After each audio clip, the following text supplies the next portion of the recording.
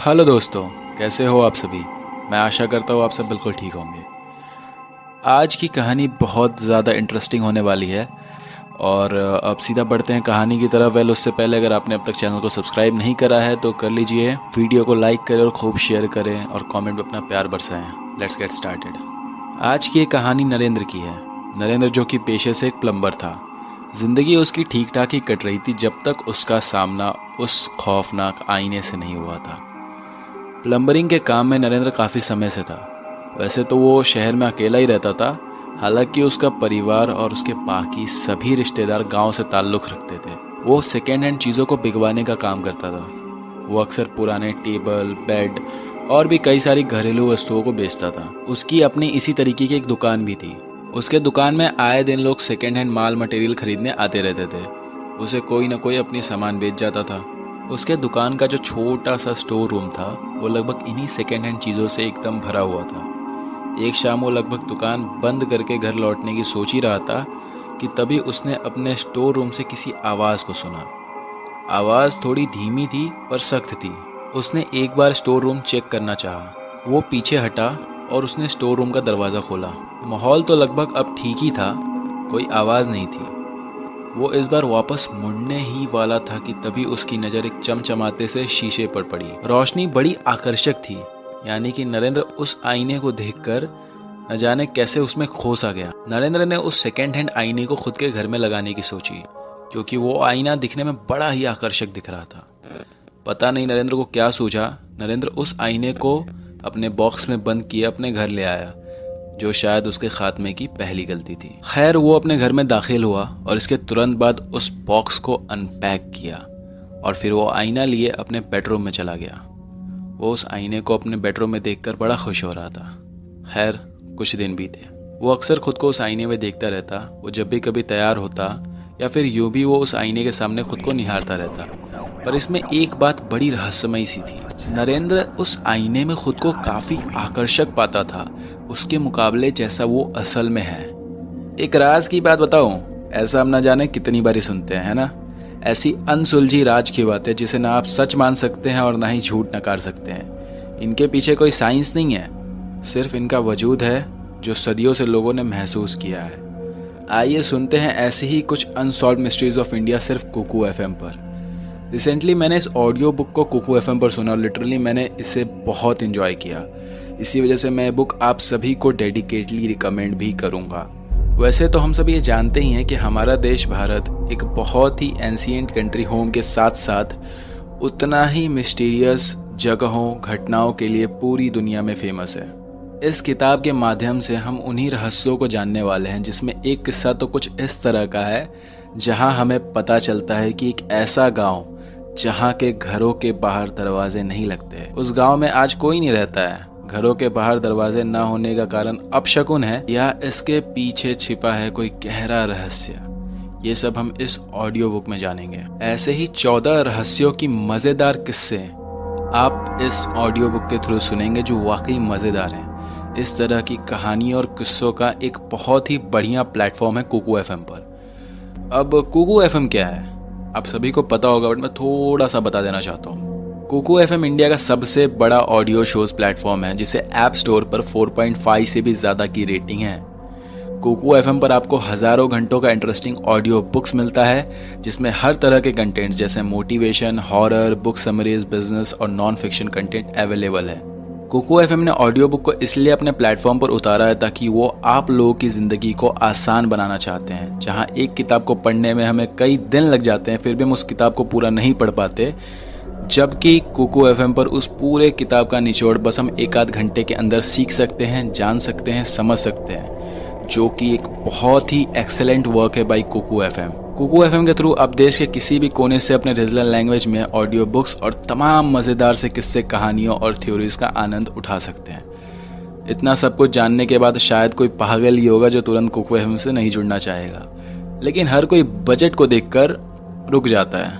पर कुकू एफएम का जो सब्सक्रिप्शन फ़ी है ना, और नॉर्मली एक किताब की कीमत के बराबर भी नहीं है जिसे आप बाज़ार में खरीदेंगे, जबकि उसी एक किताब के बराबर की कीमत में आपको हज़ारों किताबों को एंजॉय करने का मौका मिल रहा है। जी हाँ, कुकू एफएम का सब्सक्रिप्शन फ़ी महज 399 रुपये है। लेकिन अगर आप चैनल से रिलेवेंट कोड महेश 50 के थ्रू इस ऐप से सब्सक्रिप्शन लेते हैं तो आपको सीधा 50% डिस्काउंट मिलेगा, जो किसी लॉटरी से कम नहीं है। लेकिन ये सिर्फ पहले 250 यूज़र्स के लिए ही है। तो स्टोरी खत्म होते ही तुरंत निकल लो कुको एफएम पर, क्योंकि ऐसे मौके बार बार नहीं मिलते हैं। डिस्क्रिप्शन में लिंक दिया गया है, जाकर डाउनलोड करना और एंजॉय करना ऑडियो बुक्स कुको एफएम के साथ। तो चलिए बढ़ते हैं कहानी की तरफ। तो कहानी के दौरान अब तक हमने देखा कि कैसे नरेंद्र ने उस रहस्यमय मिरर को अपने घर ले आया, जिसमें वो अपने आप बहुत आकर्षक हो जाता एज कंपैरेटिवली जैसा वो है।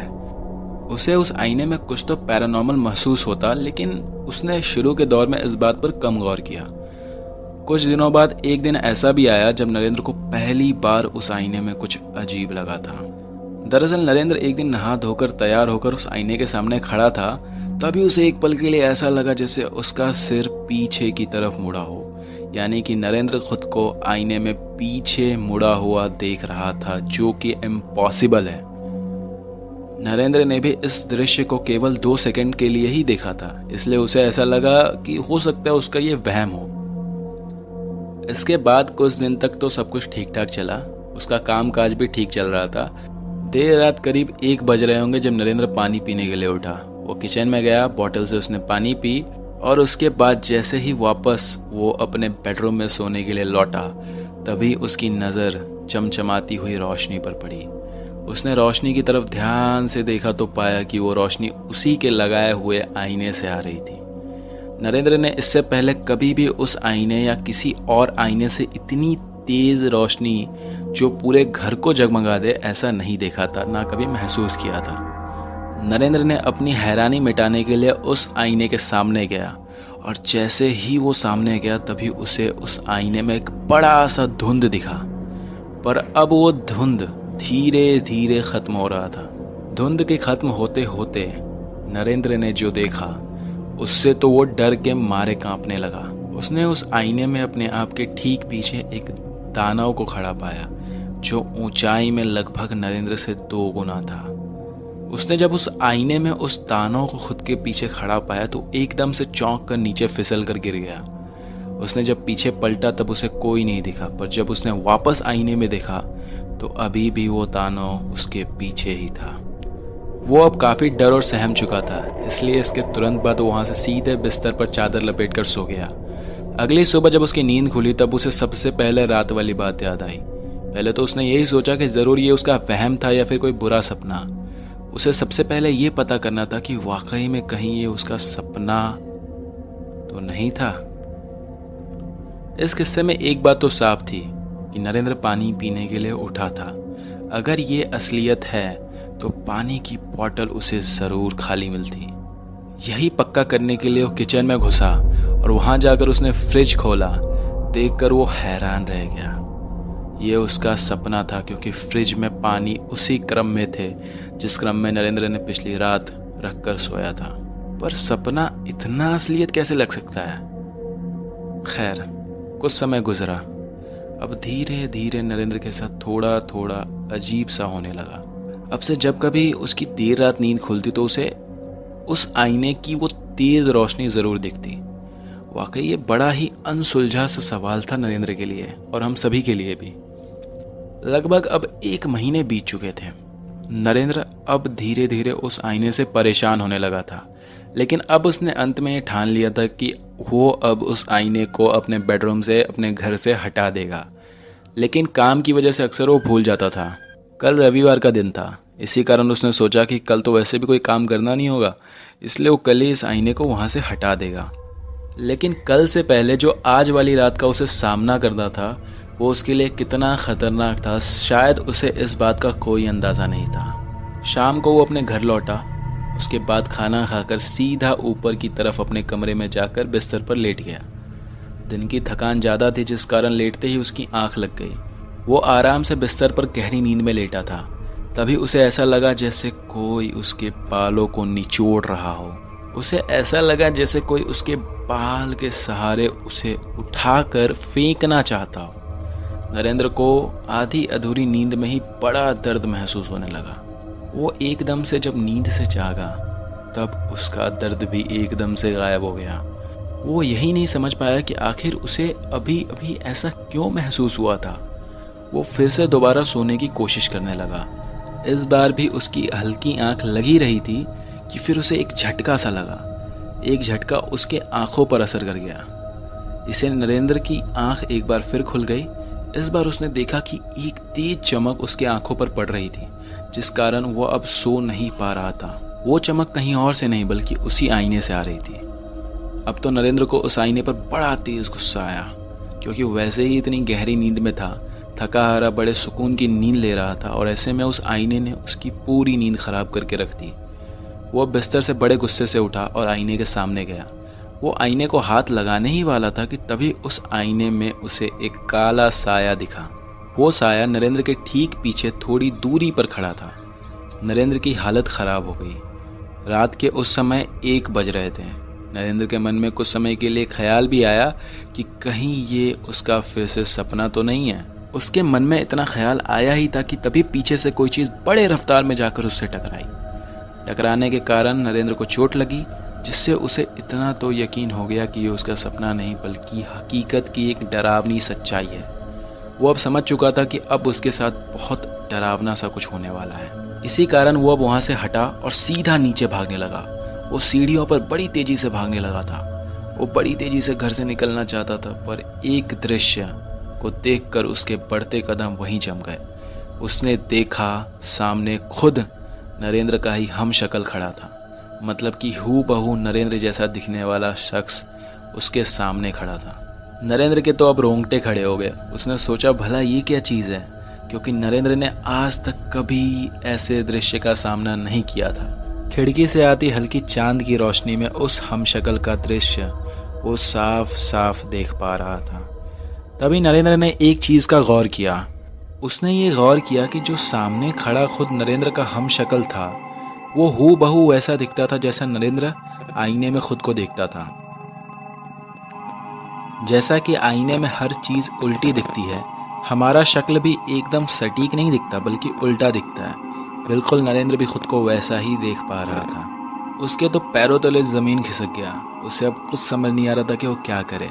तभी उसके हमशक्ल ने बड़ी ही भारी आवाज में उससे एक बात कही। जिस तरह आईने के बाहर एक दुनिया है, ठीक उसी तरह आईने के अंदर भी एक दुनिया है। तूने उसी आईने को अपने साथ रखा है जो तुझे दूसरी दुनिया में खींच रही है। अब तेरा वक्त पूरा हो चुका है। अब तुझे उस आईने में समाना होगा। नरेंद्र बहुत डर जाता है। उसका हमशक्ल धीरे धीरे नरेंद्र की तरफ बढ़ रहा था। नरेंद्र पीछे की तरफ हट रहा था। नरेंद्र फिर एक बार ऊपर भाग और वापस अपने कमरे में आ गया, जो कि उसकी और बड़ी गलती थी। उसने देखा सामने दरवाजे पर खड़ा उसका हमशक्ल बड़ी भयानक मुस्कान दे रहा था। वो समझ चुका था कि अब उसका अंत तय है। तभी पीछे हटते हटते में ही पता नहीं कैसे पर नरेंद्र एकदम से उसी आईने के सामने आ गया। अब जो नज़ारा नरेंद्र आईने में देख रहा था वो उसकी सोच से परे था। उसने देखा आईने के अंदर एक ऐसा दृश्य चल रहा है जिसमें एक बूढ़ी औरत सबको अपनी कुटिया में कैद कर टोने टोटके कर रही है। एक बड़ा भयानक सा दानव कच्चे मांस को कुर्राते हुए चबा रहा है। एक बड़ी भयानक सी चुड़ैल नरेंद्र को अपने पास बुला रही है। उसे उस आईने पर क्रॉस का निशान भी दिख रहा था। नरेंद्र ने घड़ी में समय देखा तो उसे पता चला कि अभी देर रात के 1:45 बज रहे हैं। शायद 15 मिनट में उसका खात्मा तय था। तभी उसके पीठ पर किसी ने हाथ रखा। हाथ रखते ही नरेंद्र डर कर नीचे गिर गया। उसने देखा सामने उसी का हमशक्ल खड़ा था, लेकिन इस बार नरेंद्र उसे एकदम करीब से देख रहा था। नरेंद्र ने उसमें देखा कि उसका हमशक्ल सिर्फ दिखने में उल्टा नहीं दिखाई पड़ रहा था, बल्कि वाकई में उसका पूरा शरीर उल्टा था। उस हमशक्ल की दाईं हाथ बाएं की जगह और बाईं हाथ दाएं की जगह थी। यही दशा उसके पैरों की भी थी और उसके पैर पीछे की तरफ मुड़े थे। उसका शक्ल और उसका शरीर दोनों ही बिल्कुल किसी भी इंसान से नहीं मिल रहा था। तभी उसे आईने से किसी ने पुकारा तो नरेंद्र आईने की तरफ पलटा। आईने की तरफ पलट कर देखने के बाद उसने देखा कि एक बड़ा ही भयानक सा दिखने वाला दानव उसके आर पार खड़ा है। जब उसने एक बार पीछे देखा तो पाया कि उसका हमशक्ल गायब था। उस हमशक्ल को वहां न देखकर नरेंद्र को थोड़ी राहत मिली। नरेंद्र के पास अब बस आर्य पार का मौका था। वो अब सिर झुकाए यही सोचने लगा कि वो खुद को इस आपदा से कैसे बचाए। तभी उसके दिमाग में ठीक उसी वक्त उसकी खुशकिस्मती के कारण एक ख्याल आया। नरेंद्र ने सोचा उसकी मौत तो इसी आईने की वजह से होगी, यानी कि उसकी रूह तो इसी आईने में जाएगी। लेकिन अगर ये आईना यहाँ मौजूद ना रहे, नरेंद्र जो कि वैसे भी प्लम्बर था तो उसके पास लोहे और हथौड़े का पूरा सामान, पूरा सेट मौजूद था। उसने थोड़ी हिम्मत जुटाई और कबाड़ से एक लोहे का डंडा निकाल लाया, क्योंकि इसी डंडे की बदौलत वो आईना चकनाचूर हो सकता था। किसी आम डंडे के बस की बात नहीं थी। उसने घड़ी में देखा तो 2 बजने में बस कुछ ही सेकंड्स का फासला रह गया था। उसने भगवान का नाम लिया और पूरी हिम्मत जुटाकर उस आईने पर उस लोहे के डंडे को दे मारा, जिससे वो आईना चकनाचूर हो गया। पर आईने पर डंडा लगने के बाद ही नरेंद्र को बड़ा जोर का झटका लगा और एक पल में उसे बहुत सी चीखें और चिल्लाहट सुनाई दी। नरेंद्र बेहोश होकर गिर गया। अगले दिन दोपहर के 1 बजे नरेंद्र की आंख खुली। वो जब होश में आया तो पाया कि वो अपने बेडरूम की जमीन पर पड़ा था। लेकिन जब उसने रात वाली सारी बातों को याद करके अपने आसपास देखा तो वो दंग रह गया। उसने देखा दूर दूर तक ना तो कोई आईना मौजूद था और ना ही आईने के चकनाचूर हुए टुकड़े। वो समझ चुका था कि वो एक श्रापित आईना था जो बड़े रहस्यमयी ढंग से गायब हो गया था। उसने भगवान का खूब शुक्रिया किया और इस घटना की सच्ची दास्तां कई और लोगों से भी साझा की। वो आज भी प्लम्बरिंग करता है, पर आज तक उसकी कभी दोबारा हिम्मत नहीं हुई कि वो किसी सेकेंड हैंड चीज़ को अपने काम में या अपने घर में जगह दे। खैर, जो कुछ नरेंद्र के साथ घटा वो बड़ा ही रूह कंपा कर रख देने वाला था। दोस्तों, उम्मीद करता हूँ कहानी आपको बहुत पसंद आई होगी। आज के एपिसोड में आपने बहुत एंजॉय किया होगा। Lots of love from Priyanshu Thakur.